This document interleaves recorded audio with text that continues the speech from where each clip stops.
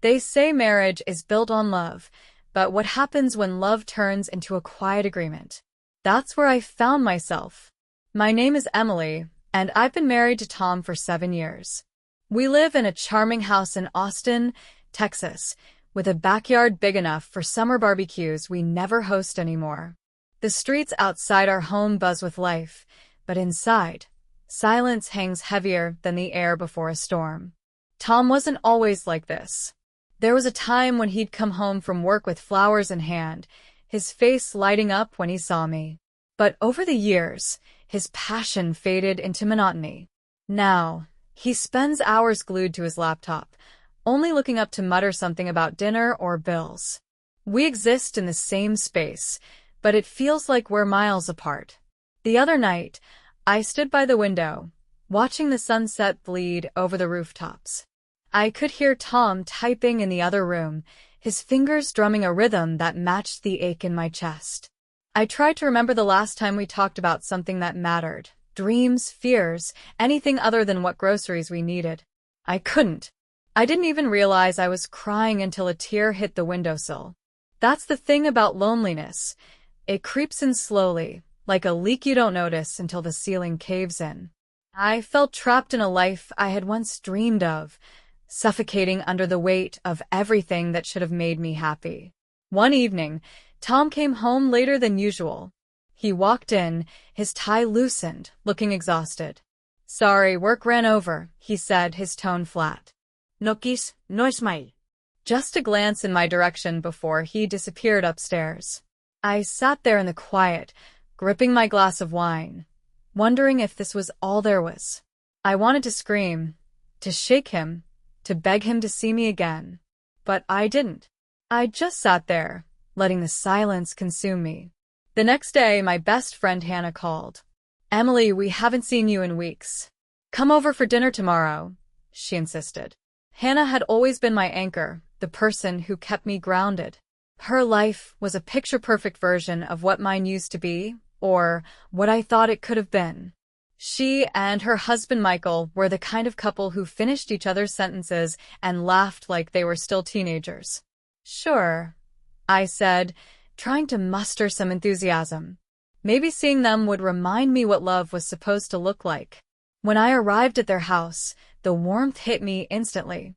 Michael greeted me at the door with his usual charm, a glass of wine already in hand.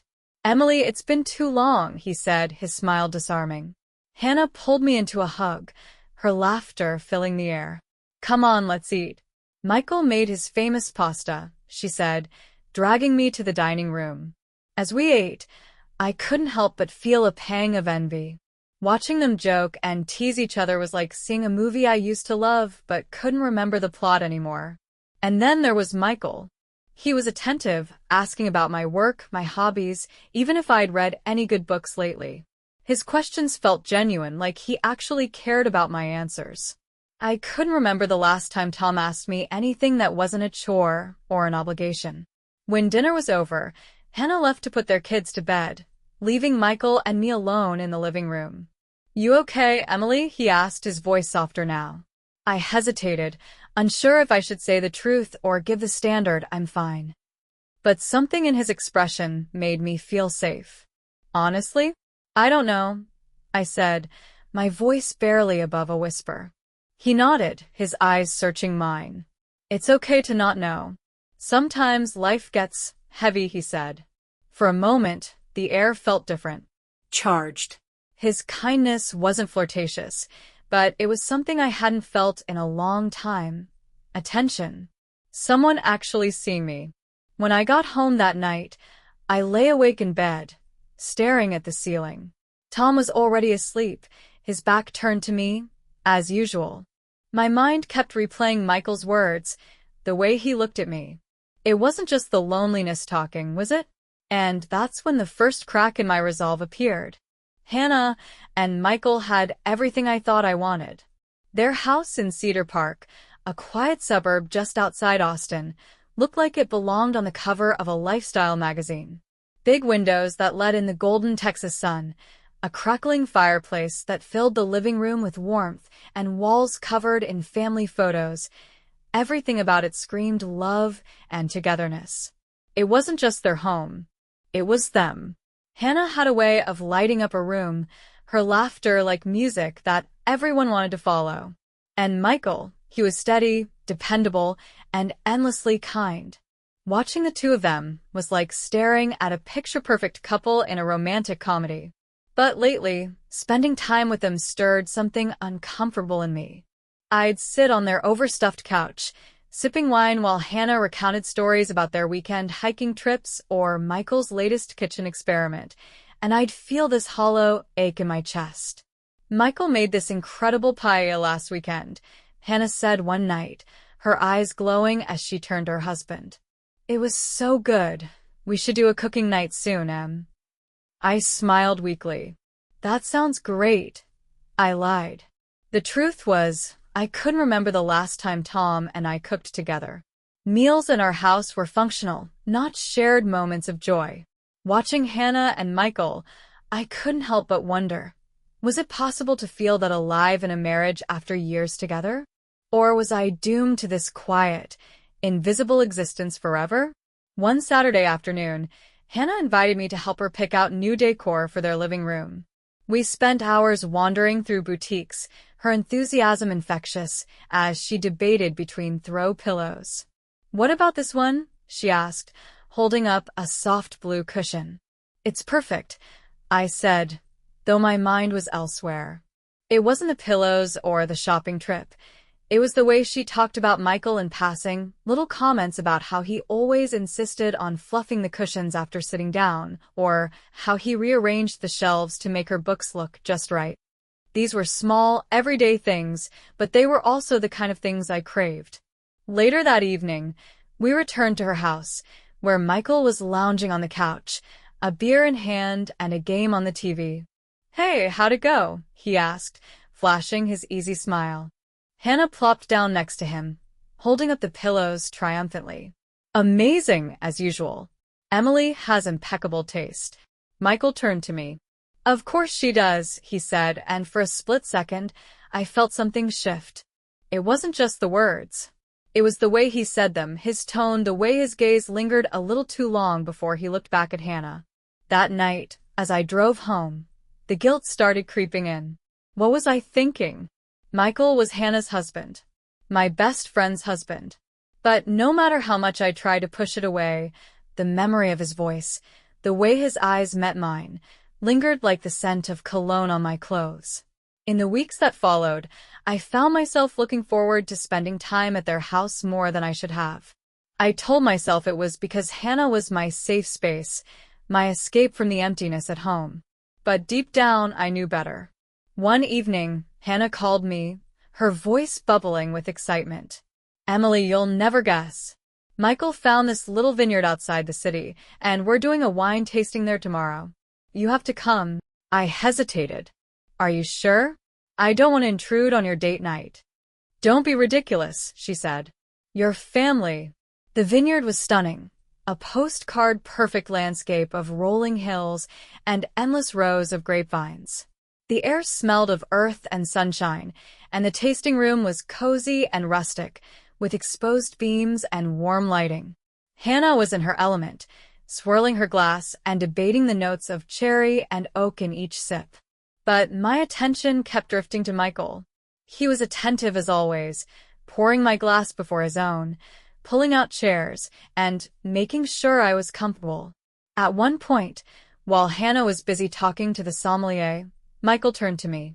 You seem quiet tonight. Everything okay? I froze. How was I supposed to answer that? The truth was too messy, too dangerous. I'm fine, I said, forcing a smile. But he didn't look convinced. If you ever need to talk, you know I'm here, right? He said softly. The way he said it sent a shiver down my spine, a mix of comfort and danger. I nodded, unable to trust my voice. When I got home that night, I stood in front of the mirror, staring at my reflection. I didn't recognize the woman looking back at me, her flushed cheeks, her restless eyes. This wasn't who I wanted to be, and yet I couldn't stop. The room was buzzing with conversation, and the soft clink of glasses as I stepped into the hotel lounge in Dallas. I was there for a work event, one of those endless conferences that made me feel more like a body in a crowd than an actual person. I scanned the bar, looking for a quiet corner where I could hide for a bit. That's when I saw him. Michael. He was standing at the bar, talking to the bartender with that same easy smile that made everyone feel at ease. At first, I froze, unsure if I should approach him. What would he think? But before I could decide, he turned, and his eyes landed on me. Emily. His face lit up, genuine surprise in his expression. What are you doing here? I managed to smile, my heart racing for reasons I couldn't explain. Work conference. You? Client meeting, he said, gesturing to the drink in his hand. Thought I'd grab something before heading back to my hotel. Join me? I hesitated for a moment before nodding. It felt harmless, like running into an old friend, except it wasn't. We settled into a booth near the back, and he ordered a whiskey while I stuck with white wine. The conversation started light. Work, mutual friends, Hannah. But as the minutes passed, something shifted. How have you been, Emily? Really? Michael asked, leaning forward slightly. His voice was softer now, his gaze steady. I opened my mouth to give the usual "I'm fine," but the words wouldn't come. Instead, I found myself saying, honestly, I don't even know anymore. His brows furrowed, and he didn't rush to fill the silence, just waited for me to continue. It's just, I feel stuck, I admitted, my fingers tracing the edge of my glass. Like I'm living someone else's life, going through the motions. I don't even remember the last time I felt truly happy. Michael nodded slowly, his expression thoughtful. I get that, he said. Sometimes it's easy to lose yourself in everything, work, responsibilities, expectations. You forget what it feels like to actually live. His words hit me like a punch to the chest. I hadn't expected him to understand, but he did, in a way that felt raw and real. We talked for what felt like hours. He shared stories about his work, his struggles balancing everything, and even little frustrations he'd never mentioned before. And I told him things I hadn't said out loud in years, about Tom, the emptiness at home, the loneliness that followed me like a shadow. At one point, he looked at me, his eyes searching mine. Emily, you deserve more. Don't let anyone make you feel like you're not enough. The sincerity in his voice made my throat tighten. I wanted to believe him, to let his words fill the empty spaces inside me. By the time we realized how late it had gotten, the lounge was nearly empty. Michael glanced at his watch and sighed. I should probably head back. Yeah, I said, though I didn't want the night to end. As we stood to leave, he hesitated. Emily, I'm glad we ran into each other, he said, his voice low. Me too, I whispered, feeling a warmth I hadn't felt in years. We walked out together, the cool Dallas air wrapping around us. Our hotels were in opposite directions, and as we stood there on the sidewalk, I expected him to say goodbye and walk away. But he didn't. Instead, he reached out, his hand brushing mine for the briefest moment. It wasn't bold or inappropriate, just enough to make my heart race. Good night, Emily, he said, his voice soft. Good night, Michael, I replied, watching as he disappeared into the night. I stood there for a long time, staring after him, my mind spinning. It had been such a simple evening, just two friends talking. But it didn't feel simple. Not at all. That night, back in my hotel room, I couldn't sleep. I kept replaying our conversation, the way he looked at me, the way his voice softened when he said my name. It wasn't just a coincidence that we ran into each other. It felt like something more, something dangerous and electric that I couldn't quite name. And deep down, I knew this was just the beginning. It started innocently enough. The day after we met in Dallas, I woke up thinking about Michael. His words, his smile, the way he made me feel seen. I tried to shake it off, telling myself it was just a fleeting moment, nothing more. But when he reached out later that week, I couldn't ignore the warmth that spread through me. He asked about books, what I liked, what moved me. It was such a small thing, but it felt monumental. No one had asked me that in years. Tom wouldn't have noticed if I'd turned the house into a library, but Michael remembered. His interest wasn't feigned or polite, it was real. One day, he casually mentioned a coffee shop downtown, Westwood Coffee, a quiet little spot tucked between two brick buildings. He said it was a place I'd love, with shelves of secondhand books and mismatched chairs that gave it a cozy charm. You should check it out sometime, he said. Then, almost as an afterthought. Or maybe we could meet there? I hesitated. Meeting him felt like crossing a line, even if it was just coffee. But before I could stop myself, I agreed. The coffee shop was even more enchanting than I'd imagined.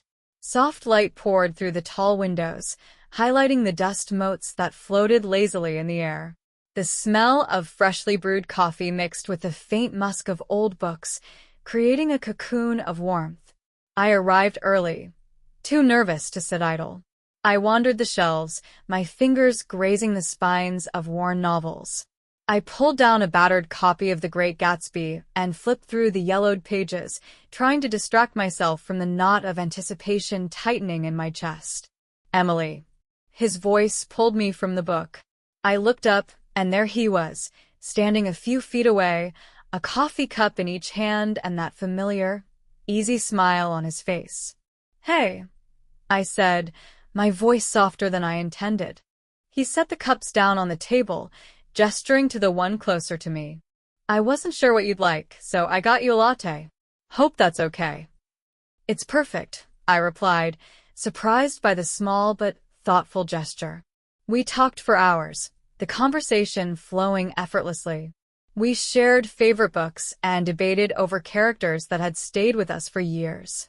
He laughed when I admitted my love for overly dramatic romance novels, teasing me gently, but with a warmth that made my cheeks flush. But the conversation wasn't just about books. It was deeper, more personal. He talked about feeling lost, about how life had turned into a series of obligations, leaving little room for joy. I told him about the emptiness at home, about how I'd forgotten what it felt like to matter to someone. At one point, he leaned back in his chair and studied me, his gaze soft but piercing. "You seem lighter today," he said. "Lighter?" I asked, confused. "Yeah," he said with a small smile. "Like you're not carrying the weight of the world for once." I didn't know how to respond. Because he was right. Sitting there with him, I felt something I hadn't in years. Relief. The hours slipped away, and before I realized it, the sun was dipping low, casting long shadows across the cafe. I glanced at my phone, a pang of guilt striking me as I saw the time. "I should go," I said reluctantly. "Tom's probably wondering where I am." Michael's expression shifted, just for a moment. It was quick, almost imperceptible, but I saw it. He smiled again, though it didn't quite reach his eyes. "Of course. Thanks for meeting me, Emily. I needed this." "So did I admitted quietly. As I walked to my car, a thought crept into my mind, unbidden but insistent. This wasn't just coffee. This wasn't just two people talking about books. It was connection, raw and undeniable. The meetings became more frequent after that. Sometimes it was coffee, sometimes lunch, once even a stroll through a bookstore. Each time, the lines blurred a little more, and I found myself craving the way Michael made me feel. Alive, understood, seen. But guilt was never far behind. It crept in late at night, in the quiet moments when I was alone with my thoughts. Hannah called me one evening, her voice warm and full of gratitude. "Thanks for being such a good friend to Michael," she said. "He's been so stressed lately, and I think spending time with you has really helped." Her words hit me like a gut punch. I managed to mumble a response, but the guilt gnawed at me long after we hung up. What was I doing? This was Hannah, my best friend. And yet, when Michael invited me to meet him again, I didn't hesitate. Because every time we sat across from each other, every moment we spent together, it felt like I was coming back to life. I wasn't ready to give that up. Not yet. The air in Cedar Park that evening was crisp, carrying the faint scent of pine and grass.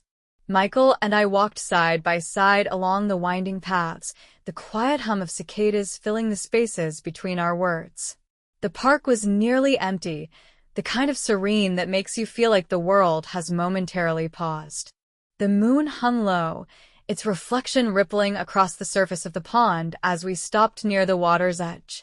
Michael leaned against a wooden railing, gazing out at the shimmering light. I stayed a few steps back, unsure if I should break the silence. "You've been quiet tonight," he said, his voice gentle. I hesitated before answering. "I guess I've just been thinking." About what? Everything I wanted to say. About Tom, about Hannah, about you. But the words stuck in my throat. Instead, I shrugged. Life. Choices. How things can change so slowly that you don't even notice until it's too late. He turned to face me then, his eyes catching the glow of the moonlight. "Emily," he said softly, stepping closer. "You deserve happiness. Real happiness."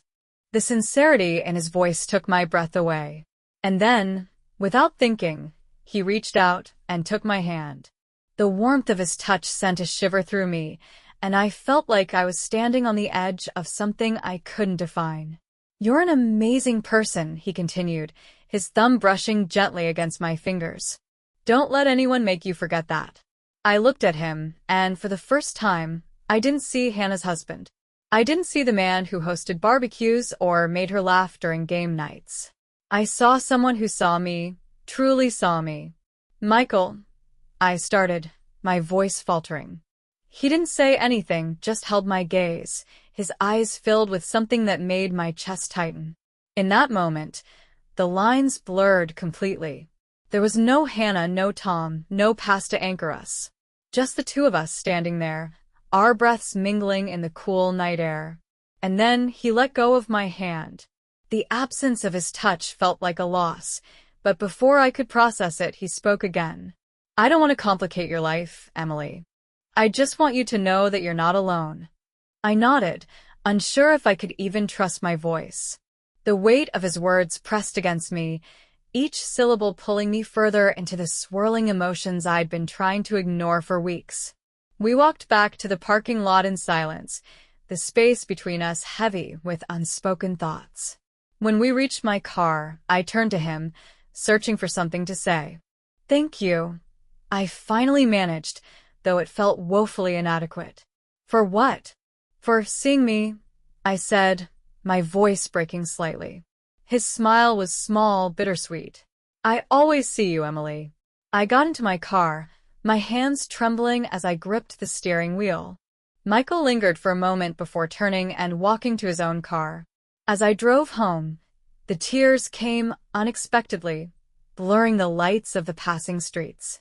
I wasn't crying out of sadness or guilt, not yet. It was something else. Relief? Fear? Maybe both. Because in that moment by the pond, I'd felt something I hadn't in years, alive. But as I turned onto my street and saw the faint glow of my porch light, reality came rushing back. Tom would be inside, probably asleep on the couch with the TV still on. And Hannah, sweet, trusting Hannah, would have no idea that her husband had held my hand under the moonlight. That night, lying in bed next to Tom, I stared at the ceiling, my mind racing. The line between right and wrong wasn't just blurred anymore. It was gone, and I didn't know if I could, or even wanted to, find my way back. The house was tucked away down a narrow, winding road, hidden by towering oak trees that cast long shadows over the gravel driveway. It was small, unassuming, with peeling white paint and a creaky wooden porch that looked like it hadn't seen company in years. The kind of place where silence felt natural. When I stepped inside, Michael was waiting. The air between us was heavy, charged with the weight of unspoken truths. He gestured for me to sit, his movements deliberate but uneasy, as though he was wrestling with the same turmoil that gripped me. The living room was sparse, a couch, a coffee table, stacks of papers and books scattered across every surface. It was a far cry from the warmth of his home with Hannah.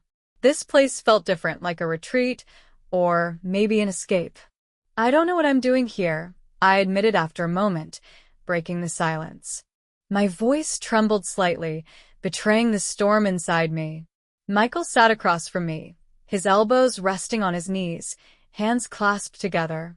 "You're here because we both needed this." His voice was soft, but his words carried a weight that made my chest tighten. We talked, though it wasn't about mundane things like the weather or work. This was different. Raw. He opened up in a way I hadn't seen before, confessing how he sometimes felt like he was just moving through life on autopilot, his days consumed by obligations and routines. "Hannah is incredible," he said, his tone filled with both admiration and sadness. "But there are parts of me she doesn't see anymore. Or maybe I've just hidden them too well." His words mirrored my own struggles so perfectly that I felt exposed, as if he'd peeled back the layers I'd tried so hard to keep intact. "I get it," I said quietly. "It's like you become invisible, even to the person who's supposed to know you best." For a moment, neither of us spoke. The only sound was the faint creak of the old house settling, but the silence wasn't empty. It was heavy with everything we weren't saying. Michael leaned forward, his gaze locked on mine. "Emily, you deserve to be seen. Truly seen." I felt my breath catch, the warmth of his words wrapping around me like a blanket. But even as I let myself sink into the moment, my conscience screamed for me to pull back. This wasn't just a connection. It was a betrayal. Despite that, I kept returning to the house. Week after week, I'd find myself there, the long drive giving me time to both anticipate and dread what was waiting for me. Michael would be there, always ready to listen, always ready to share the parts of himself he said no one else understood. But the truth hung over every conversation like a shadow. This was wrong. I could feel it in the pit of my stomach, in the quiet moments when neither of us spoke. It wasn't just Hannah I was betraying, it was myself. One evening, as the sun dipped low in the sky and the house filled with the warm glow of twilight, I finally voiced the question that had been gnawing at me for weeks. "What are we doing, Michael?